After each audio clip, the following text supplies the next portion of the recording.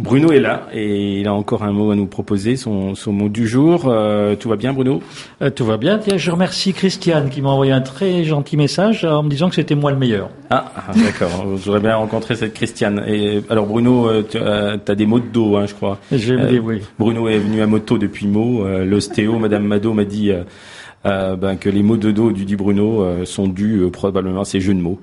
Bon, on verra de quel mal tu souffres ou de quel mot tu souffres peut-être. Bruno, c'est à toi. Je t'écoute. Nous t'écoutons. Nous sommes tout oui. Oui, alors aujourd'hui, c'était obligé. Le mot du jour, c'est mère. Hein. Enfin, comprenons-nous bien et ne confondons pas, parce qu'il y a mer et mer. Oui. Je ne vous parlerai pas de la mer des golfes clairs que de vagues rochers déchirent sans se lasser, la mer des marais, des merlus, des mérous et des merlans. Non, la mer qui roule sur le sable, écume et se retire, ce n'est pas de cette mer-là dont il s'agit. Enfin, on verra plus tard si l'addition n'est pas trop salée. Non, aujourd'hui, je vous parlerai de l'autre mer, c'est-à-dire la mum, la mummy, la mother, la mater, la madre, l'elmouk, enfin, maman. Bon, quand je dis maman, vous risquez de croire que je ne vais parler que de la mienne. Non, je parlerai de toutes les mamans. Votre maman à vous aussi, parce que c'est sa fête aujourd'hui. Et même ta maman à toi, Julie, dont j'avais promis de louer les exploits l'autre fois où j'avais parlé de ton père. Tu te souviens ? Je me souviens. Ton père, d'ailleurs, que tu devais nous présenter, qu'on n'a jamais vu, soit dit en passant, hormis Christophe, qui apparemment le connaît, puisqu'il semblait en avoir parlé l'autre jour. Ouais. Mais le mot du jour étant mère, restons concentrés sur notre sujet comme le lait de nos mères. Merci de ne pas gâcher cette fête des mères, monsieur le papa de Julie. C'est la moindre des choses. Non mais il faut toujours qu'il la ramène, lui. Il a dû bien faire souffrir sa mère, lui, quand il était tout petit, pas plus gros qu'un toutou, plutôt 2 fois qu'une, à ce que j'ai cru comprendre. Oui, parce qu'il y a un truc qu'on ne dit jamais assez, c'est que notre mère nous a toujours connus, même avant qu'on soit même plus petit que petit. Pas plus gros qu'une cellule ou 2. C'est marrant, non ? Quand on visualise une image de future maman, on l'imagine tricotant patiemment pendant des mois, une layette, maille après maille. Je dois avouer personnellement que moi, je les imagine aussi, pendant toute cette grossesse, tricotant des cellules humaines. Une rangée de cellules pour un bras et une rangée de cellules pour une jambe, comme le méristème des plantes. Je ne sais pas où elles ont appris à faire ça, mais elles sont super fortes. Je suis personnellement doué pour pas mal de choses et j'ai essayé une fois, mais je dois dire que je ne suis arrivé à rien qu'à une grosse... bon, j'ose pas le dire. En plus, elles font ça sans les mains, des magiciennes, comme Merlin, enchanteresse. Et penser qu'elles nous aiment encore après le poids qu'on leur a fait porter tout ce temps sur l'estomac et les coups de pied qu'on leur met dans le ventre et qui les empêchent de dormir paisiblement, c'est extraordinaire. On peut dire après ça qu'elles sont bien méritantes.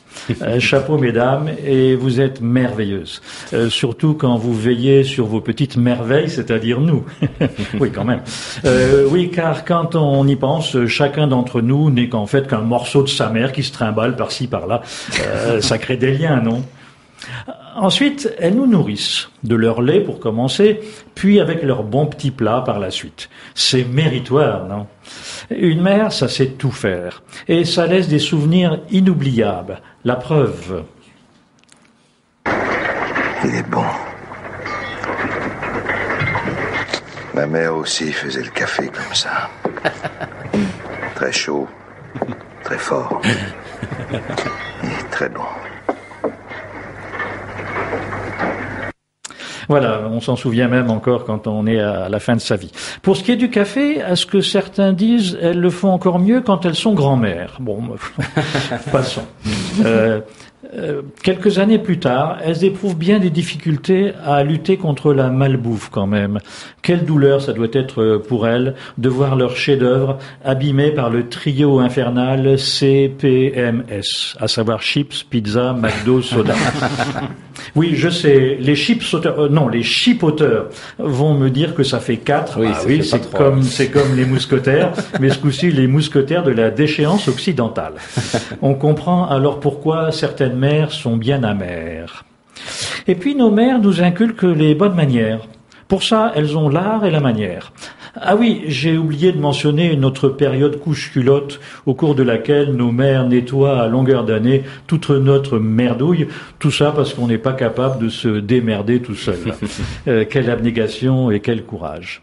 Et en plus de toutes ces tâches ingrates, nos mères se rient. Même si ça ne tient parfois qu'à un fil, surtout quand on est plein de boutons. Alors n'oublions pas non plus leurs gros câlins qui nous font oublier tous nos bobos. Il suffit qu'une mère souffle pour que la douleur s'en aille. Elles sont plus fortes qu'Aspro et Mercurochrome réunis. Alors pour tout cela, on peut leur dire un grand merci. Par la suite, nos mères s'inquiètent quand, ados, on sort de leur jupe. Et puis pour finir, notre mère est toujours belle pour ses petits. Même si ça se gâte parfois quand elles deviennent belle-mère. Mais bon, n'insistons pas, c'est comme ça. Ça ira mieux quand elles seront grand-mères et qu'elles pourront gâter leurs petits-enfants. N'oublions pas cependant que derrière chaque mère, il y a une femme. Et il faut bien, pour devenir mère, qu'elle soit élue par l'élu de son cœur, un mâle fécond. Attention comment vous écrivez ça, quand même. J'espère que les législateurs ne feront pas les cons et que ce double emploi ne tombera pas sous le coup d'une loi sur le non-cumul des mandats.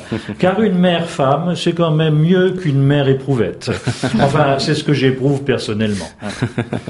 Et là, je conclurai en disant bonne fête, maman. Mais ce n'est pas comme tout à l'heure. Ici, je ne parle que pour la mienne.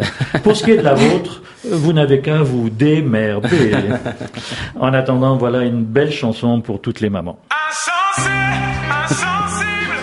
tu l'aimes et pourtant tu l'as fui. T'avais des choses à te faire pardonner, je crois. Moi, rien du tout. Bruno. Non. Oui, cette ode à la mer, ça me rappelle Éric Tabarly, grand navigateur, qui disait rien ne se perd avec la mer.